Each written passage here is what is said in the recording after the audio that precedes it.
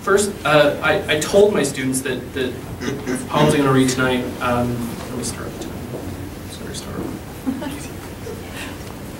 time. My parents are going to take it pretty hard tonight, and that's totally true. My sister, from my mom, she learned how to make main dishes, and from my mom, I learned how to do all the Mormon quintessential funeral potatoes and caramel popcorn and that stuff. So first one's called Cooking Sugar. He decides to make caramel popcorn after he decides he is drunk. He loves whiskey, loves caramel popcorn. He loves the way brown sugar and butter combine, the bubbles they make, a universe beginning, or those witches on mountainside burping bitchery into a cauldron. He loves the pain in his shoulder after stirring for 15 minutes popcorn already in a clean sink. He thinks of his mother, elbow deep in her own making, watching hummingbirds out the window rip and tear at each other for sugar water. She forgets to take off her wedding ring. The caramel, finally, at softball stage, is done, ready to pour.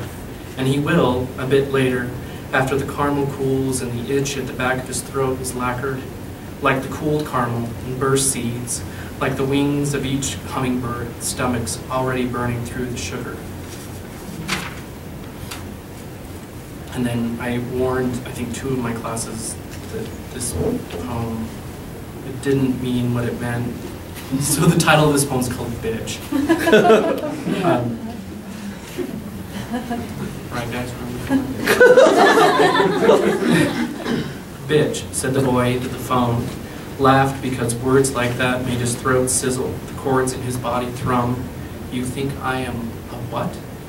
His mother's face from across the room became a riddle. Why would you say that? Tears, the boy knew, would not work here. Apology, also useless. So he tucked his head and told the truth. I don't know. Well, when your father gets home, and the boy stopped listening, you felt the belt already licking his thighs of the cowboy boot, or merely the blue eyes like so much power to freeze, an indigo bowl of shame to incubate. Perhaps worst of all, the boy thought, to forget his mother, forcing herself calm, trading her hurt for fear, just as the boy was, both knowing someone would bleed for this.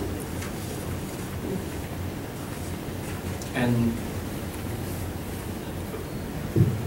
being raised on a farm, the only backstop we had when we were trying to play catch, which I was shitty at, I was horrible at it, which is pretty much clarified in this poem, but I was always scared of the ball because I threw it up one time and it hit me like square in the eye, and considering what's going on in the right here, that sucked.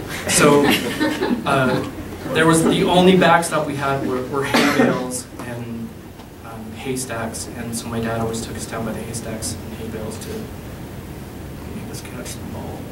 So this poem's called Catch. With hay bales as backstop, the boy squats, glove open wide as a glove can be. He opens the glove wider. The father throws the ball so hard, his elbow bends, snaps like a line and hook into a river. The father throws the ball so hard. The boy blinks quick breath before it hits, but it doesn't hit, it misses. Embeds in a bale cradled in milk thistle and grass.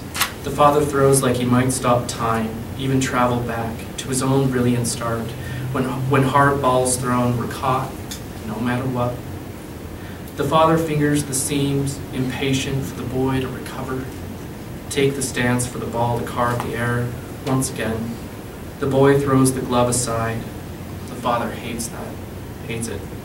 Long after the session ends, hay will remain unconcerned with balls and fathers, waiting to be used and waiting to make sense.